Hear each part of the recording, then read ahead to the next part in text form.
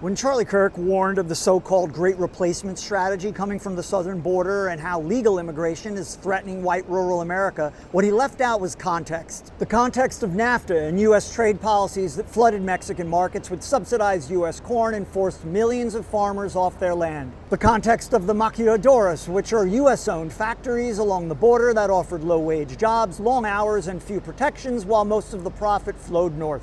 The 1994 devaluation of the peso, exacerbated by U.S. financial pressure, which wiped out savings, inflated prices, and deepened poverty. The corporate resource grab, where American companies took oil, silver, copper, and other minerals, leaving behind poisoned rivers and broken economies. And the context of environmental degradation from mining, agriculture, and industrialization, destroying livelihoods and habitats. The context of U.S. political interventions, where reformist governments were undermined, leaving Mexico with unstable leadership, corruption, and policies that hurt everyday people. And of course, the drug war, pushed in part by U.S. demand and militarized policy, turning parts of Mexico into war zones at the hands of the cartels, some of which the CIA even worked with, resulting in hundreds of thousands dead. So when Mexicans want to come here legally through asylum or family sponsorship, it's not because they want to take advantage of our system, but because their home was made unsafe and with little opportunity. There are millions of Mexicans that just want to live their lives in peace without struggling, and Mexico is a beautiful, resource-rich country full of culture and history. Why would anyone leave that if for no other reason than our meddling? People risk their lives to come here. People come here with their life savings. People leave behind family, and at only 20% of the US population being Hispanic of any origin, they are hardly trying to replace us. And when you see everything in the historical context that I've provided, not only is the Great Replacement theory not happening,